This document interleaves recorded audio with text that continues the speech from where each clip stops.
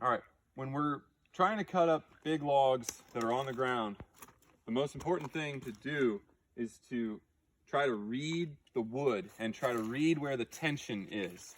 So there's two types of tensions, or there's two types of forces to consider: tension wood and compression wood. So we want to know where our tension wood is and where our compression wood is, and there's going to be, generally we break this into sides. Tension either is on the top and compression then would be on the bottom, or it'll flip in some cases, like in this case.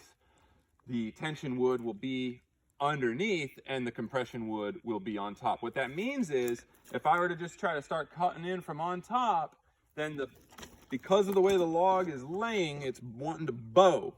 And so if I just start my cut on top, it's gonna pinch my bar, okay? So what's a good way to cut these logs that are under this kind of upside down tension versus compression setup? The ones that are bowed.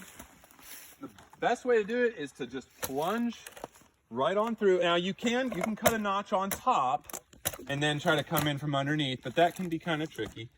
And it also takes a lot longer than what I'm about to show. I'm gonna just do a plunge cut, and I wanna leave enough wood intact on my compression side, because we've established that this is my compression side in this case. We wanna leave enough wood intact that it does not bind my saw once I get through on my plunge. So I'm gonna kind of try to plunge through the bottom half of it, come out the bottom very gently, and I'm holding on to that saw so that once I get through the wood, I don't dip down and hit gravel, okay? Because it's very easy to do once you have no resistance. So you're gonna hold your saw nicely, just kind of gently come out the bottom, and you can feather the trigger while you're doing that.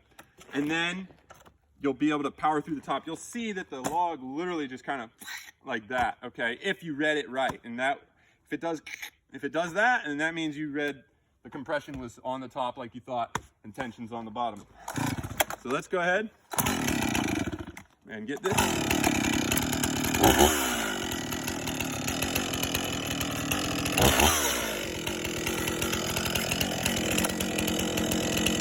This quadrant right here is good to start a plunge with. Not the top, the bottom.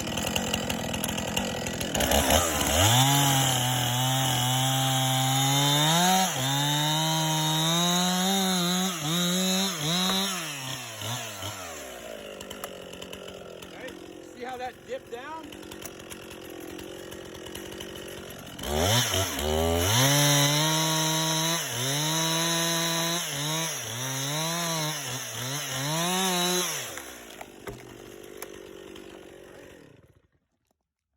Do it over here. This one's a little closer to the gravel. So we'll do it on this one too. This one is a little more close to the gravel. So we got to be a little more gentle as we come through. I like to pick the spot that has the most space.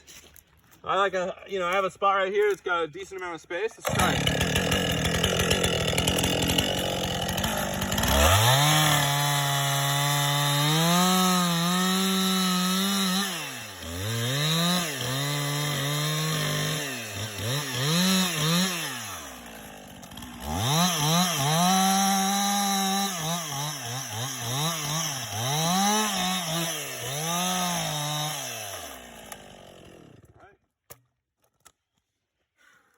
So that's one way to deal with these tricky cuts. And you can see it still tried to bind on me there. They still like to sit in, so you can kind of go in and out, and kind of ream out that cut to give yourself more space. But yeah, it's a good technique.